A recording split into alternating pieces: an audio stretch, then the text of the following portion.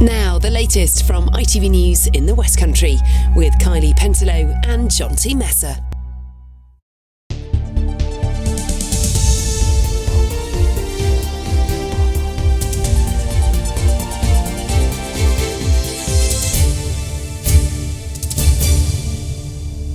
Hello and welcome to Thursday's programme. Coming up tonight between now and 6:30. Drivers in Bath face months of disruption after severe corrosion is found on Cleveland Bridge. How can I plan for the future?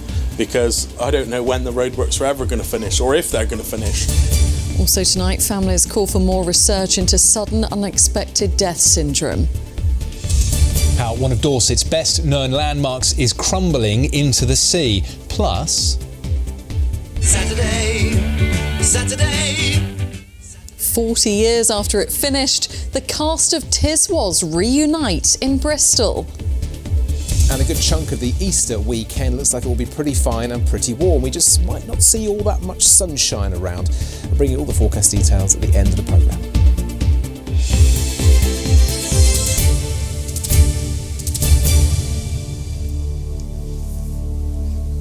Good evening. Drivers and businesses in Bath face months of further disruption after severe corrosion was found on Cleveland Bridge.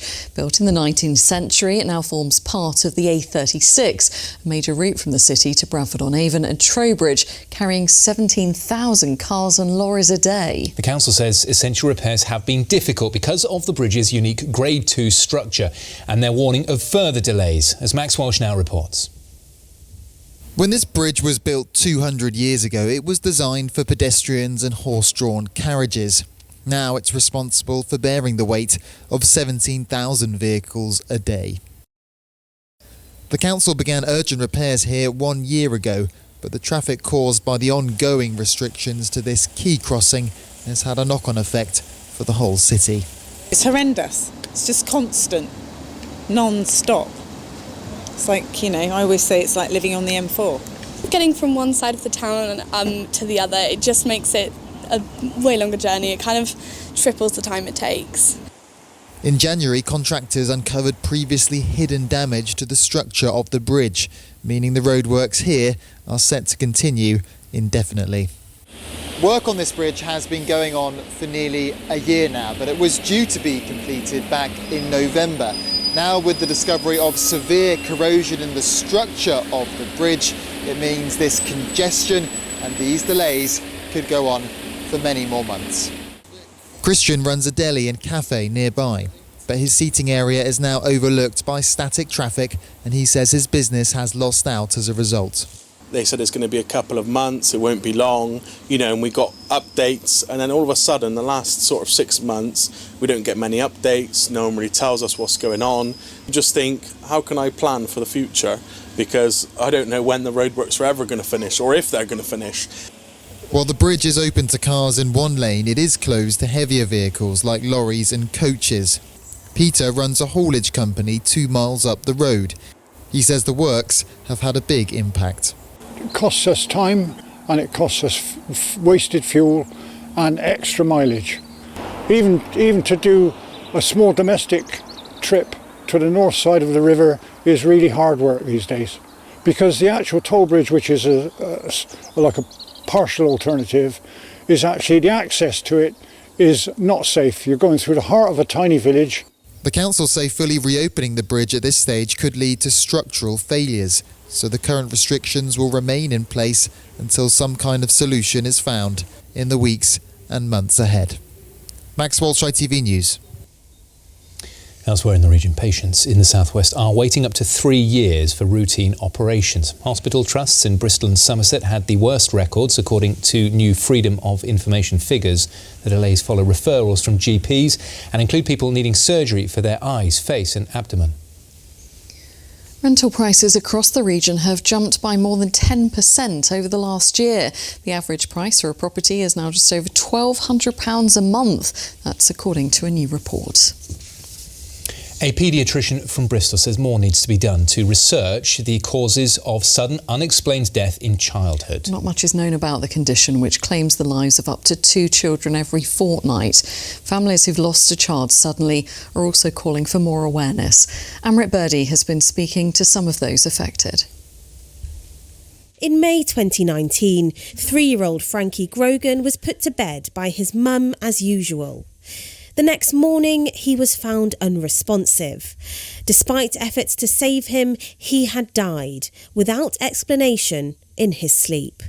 No parent should put their child to bed, and their child not wake up in the morning. It's going to be a lifelong journey of, trying to come to terms with the fact that he's not here anymore, and to be sort of thrown into this world, in such a shocking way. It's taken, a long time, and it will probably take forever. We'll miss him forever. Sarah is now mum to 5-month-old Gracie, and she's determined to share Frankie's story to help other families. With the awareness becomes raising the money, and then the research can take place, and with the research, hopefully in time, it won't exist, but obviously it's too late for Frankie, but hopefully people hearing Frankie's story will help him to have a positive impact on the future. Sudden unexplained death in childhood affects children over the age of 1. It's not as well known as sudden infant death syndrome, also known as SIDS, which affects babies up to 12 months old. Professor Peter Fleming is a paediatrician and leading academic on SUDC at Bristol University. We know that putting the baby on the front for young babies increases the risk of that baby dying as a cot death by about 10-fold. Exposure to tobacco smoke makes a huge difference, about, again, a 4 or 5 times increased risk by exposure to tobacco smoke. Neither of those factors are of any importance at all in sudden unexpected and unexplained death in childhood. The number of deaths caused by SIDS has dropped significantly after decades of research into it. However, SUDC was only recognised as a category of death a few years ago. This, among other reasons, makes research into it difficult. I think it's important to know that SUDC is really a category of deaths that elude our understanding scientifically. And it's probably a heterogeneous group, meaning the underlying causes to the children's deaths are probably not all of the same. We're probably dealing with a group of different entities. And so that's one of the real major challenges with researching SUDC. Nikki Speed co-founded charity SUDC UK after losing her daughter Rosie in 2013. There is such potential if we begin to talk about these deaths and learn from them and appropriately fund research. There is such potential to save lives. For anybody that has been affected by the sudden death of a child, we want them to know they are not alone. We are here in support, and we also want them to know that we have hope for the future. Until the risk factors and underlying causes of SUDC are discovered, parents affected by this tragedy say they will live their lives trying to explain the unexplainable. Amrit Birdie, ITV News. Now, one of the best-known coastal landmarks in Dorset needs £3 million of improvement works to stop it crumbling into the sea. The Cobb at Lyme Regis is walked on by millions of visitors every year. The wall now needs to be strengthened after substantial erosion was found by engineers. Well, for more on this, our reporter Richard Lawrence is there for us this evening. So, Richard, how bad is this damage then? Well, standing here, you'd think this is one of the most solid structures that you'll find anywhere along the coastline. And the buildings behind me, for example, have been there since 1723. But the area they're concerned about is the wall just the other side of them, because they've found that temporary repairs that have been made over the years have begun to fall away, and severe bits have fallen off with large gaps now appearing. The solution, they say, will cost more than £3 million to find something that's much longer lasting to ensure this stays the quaint, beautiful place that it is. The Cobb is the structure that defines Lyme Regis, protecting the harbour and town for centuries, but increasingly bearing the scars from its battles with Mother Nature. While the outer harbour wall stands fast, it's businesses like the aquarium on the Fish Quay that can bear the brunt. The wall has deteriorated rapidly over the last maybe 20 years. Obviously the storms seem to get worse every year. It needs to be done. The waves come right over the top of the building sometimes. We've just recently had scaffolding up for that last storm, loads of tiles off the roof. It's quite dangerous out here. As solid as it may appear, its deterioration has not gone unnoticed by residents and visitors. We've lived here years, so to see it improved would be amazing. The kids, they do their junior fishing league down here. In the last 10 years, I suppose, there's much more commercial fishing going on. So this is not a very good environment for those guys to work on. This is not a very safe surface. The bulk of the project will focus on the inner harbour wall here. If we look at what's happening already, where we've tried to do some repair work over the past few years, that is now starting to erode itself. And it's taken out big chunks really, hasn't it? Yes, it has. And you can see that there's been various modifications done to the wall. Well, this is the solution for the long term.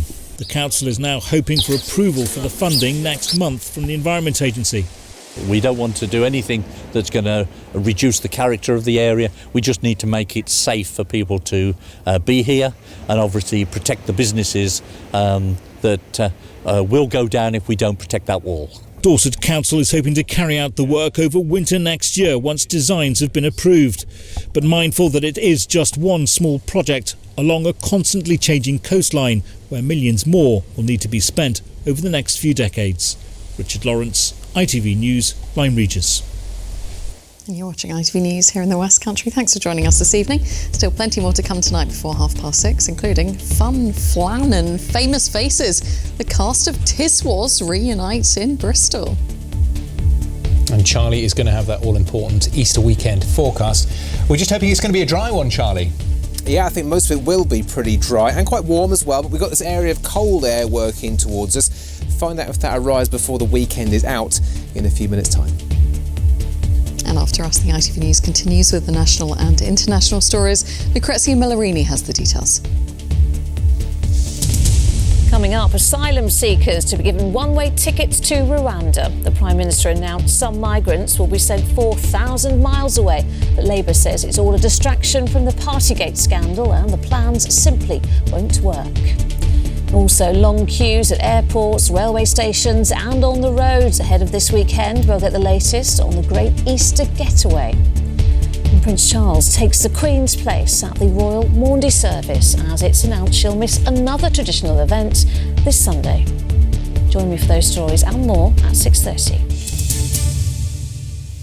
But next, around 2/3 of adults are classified as overweight or obese, costing the health service billions of pounds every year in treatment. Well, this evening's Tonight programme here on ITV is investigating whether a new weight loss drug coming later this year on the NHS could make a difference. Kevin Ashford has this report.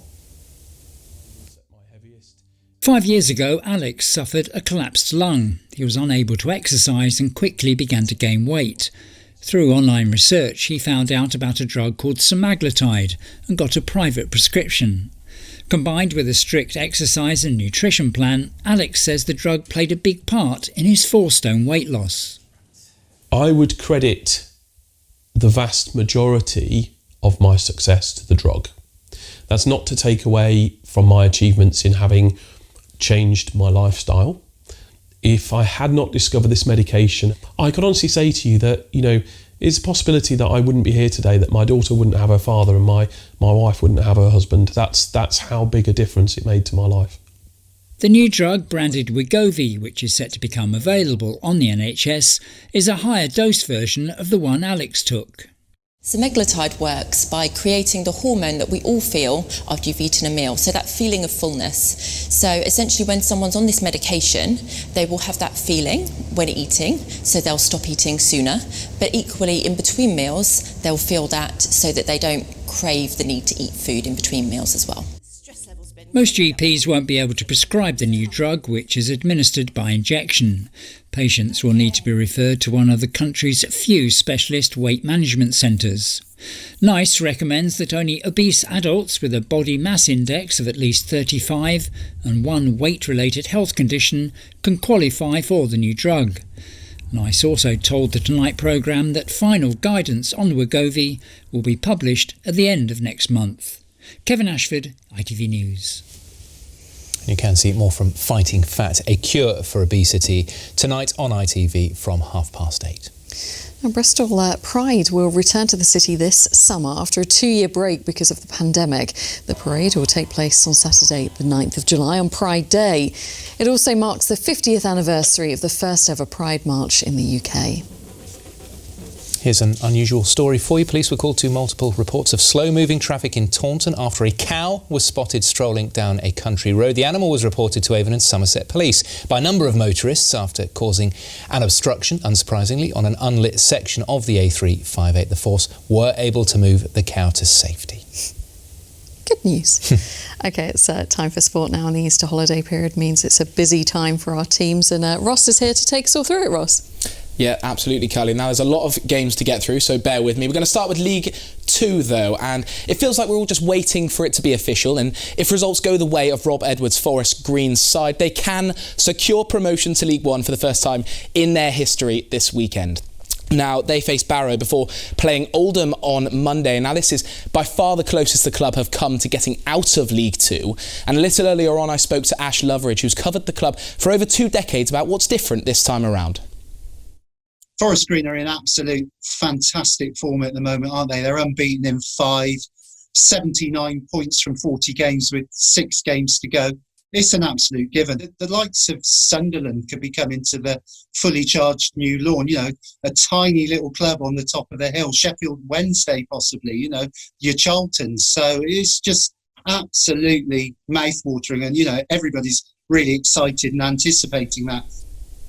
Yeah, absolutely are. Now, another of our teams who are looking good going into the end of the season is Bristol Rovers. They started poorly, but they've really gathered momentum since the turn of the year. Now, they have tough matches against both Salford and then Port Vale away. Now, that's 2 teams who could well be their rivals in the playoffs should they stay in the mix. But manager Joey Barton said his team are actually hunting down those above them and refused to rule out the possibility of automatic promotion. We're one of the few sides. We've come from 91st in the division. We were second bottom at times, and all kinds being labelled at us and having to be under the gun, and we have to be foot perfect since this, and we've got to catch up since that.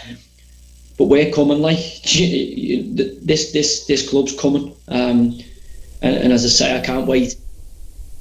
You heard it there, they're coming for them. Now, the last team in the promotion chasing pack is Swindon, and it's been a real rollercoaster year for them, actually. At the start of the season, we were there as supporters helped clean the stands and prepare the county ground for the new campaign. At that point, they only had a handful of first-team players even signed on to the club. Now, though, it's a very different kind of story. They find themselves in 11th, but they're right in amongst it and only a few points off the playoff places. So don't be too surprised to see them sneak in come the end of the season. It's exciting to be involved in it. Like I say, if we predicted at the start of the season to be fighting relegation, we're fighting for promotion. So we have to embrace that, enjoy it. So we've got to be positive, look forward to this weekend, starting with Harrogate. Let's go and perform to the best levels we can. Let's enjoy doing that. Let's enjoy representing this football club. And hopefully we can come out with that win. Absolutely. What a fantastic job that man Ben Garner's done there at the county ground. And we can actually take a look at the League 2 table now. As you can see, Forest Green there at the top of the pile. Bristol Rovers there in 6th as well. And then Swindon, they're in 11th, but they're only 4 points outside those playoff places, like I mentioned. And it does mean we actually have a really exciting end to the League 2 season. Now, there are other games as well in the higher divisions to make you aware of. Bristol City, they'll be playing Stoke on Friday before facing Sheffield United on Monday in the Championship. Then Cheltenham in League 1, they take on Gillingham before travelling to Lincoln. And there's also some rugby fixtures as well. Now, Bristol Bears, they face Sale in the second leg of their Champions Cup tie.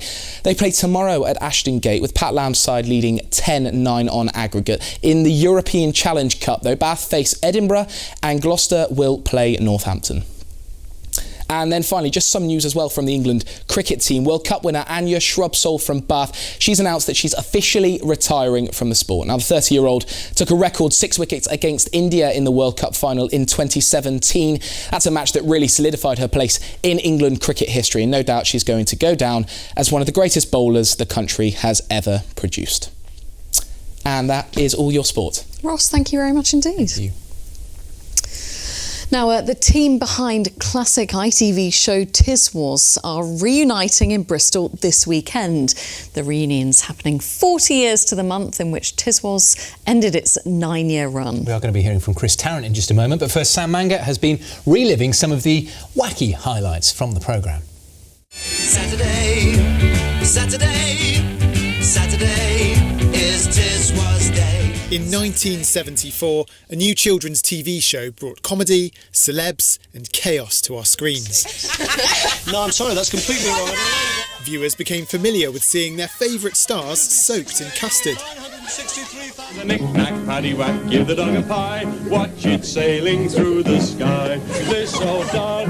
But while the famous faces were covered, the show uncovered stars like Lenny Henry and Chris Tarrant, who went on to big things. These people have travelled overnight, slept in lay-bys to get on this show, and this is all you can do for them. There go the custard pies, that's horse manure, I don't know what that is, but it smells dreadful. And now, 4 decades on, you can catch the original 4 Bucketeers at Bristol's Slapstick Festival.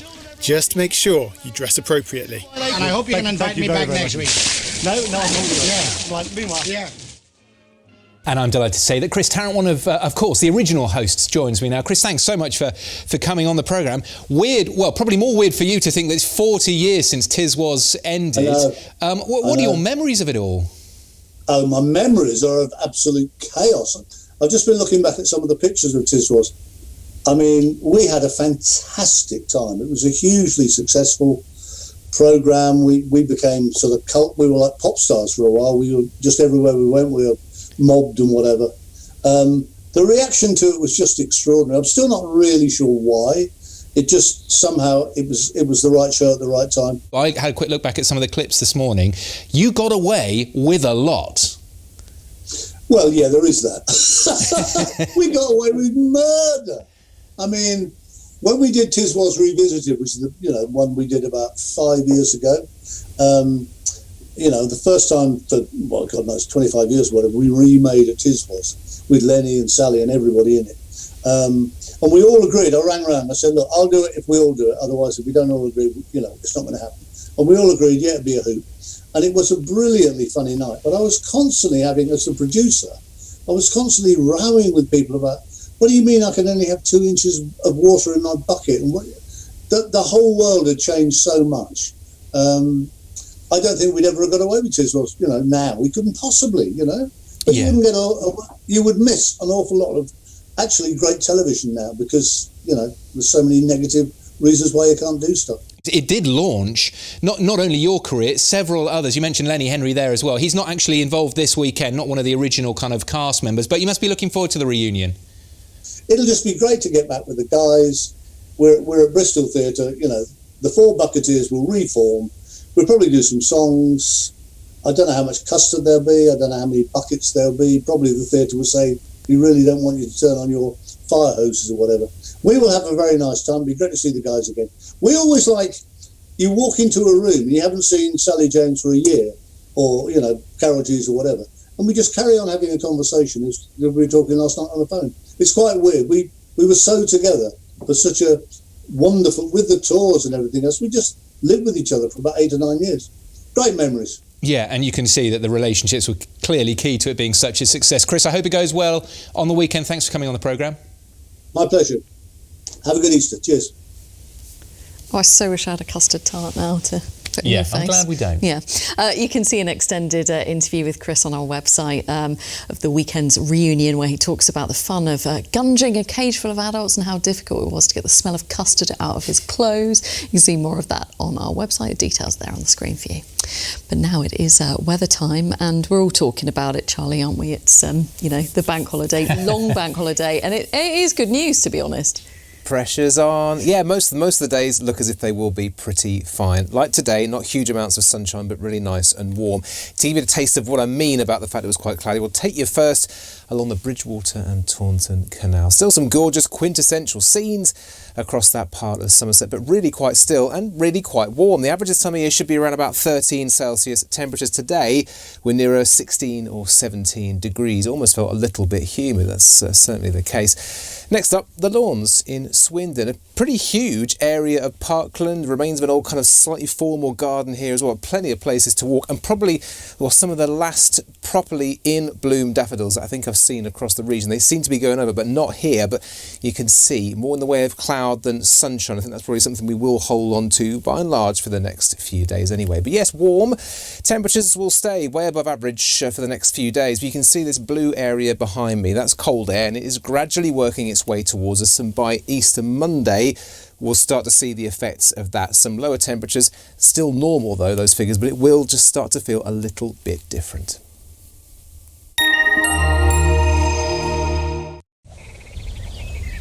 Feels like home, whatever the weather. Valent Boilers and Heat Pumps sponsors ITV West Country Weather. Well then, this Easter weekend is not looking too bad at all. 3 out of 4 days look pretty decent, some dry weather, some sunshine, not huge amounts, and it will stay quite warm until Easter Monday at least. Some colder air starts to work its way through, and we'll see a couple of showers being thrown up as well. High pressure is with us though for the next few days. It's not slap bang overhead, but it's close enough to keep the weather really quite settled. The winds are light. Any fronts coming through just tend to weaken in situ, so there won't be much rainfall. There won't be huge amounts of sunshine either, but it does look as if it's going to stay on the warm side. It's fine for the rest of this evening as well. A dry and pretty clear night to come, so there'll be a little bit more fog developing as we head through the early hours of tomorrow morning, and temperatures will be down to maybe 7 or 8 Celsius. So a pretty mild night, a pretty average night really, and a little bit of a chilly start perhaps on Good Friday. The mist and fog won't take too long to clear, and it's another dry day ahead, and there will be a lot of sunshine working its way through, particularly by the afternoon, but across parts of Somerset and Dorset will probably hold some slightly cloudier skies, and once again down towards the Dorset coastline there could be a little bit of mist gathering over the sea.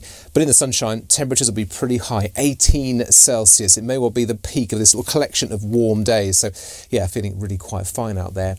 Saturday, Easter Sunday, similar, pretty dry, bit of sunshine coming through, also some fairly cloudy skies, but staying really quite warm until Monday when we see some colder air working through. That's when we'll see a few showers and some slightly stronger winds as well. But this morning, as we've seen around quite a few of the coastlines, some quite extraordinary scenes. This isn't snow, this is fog, just rolling down the hill at Breen down into the Bristol Channel. It's quite incredible. Valent sponsors ITV West Country Weather. Yeah, another great photo. Charlie, enjoy the Easter break. We'll see you soon.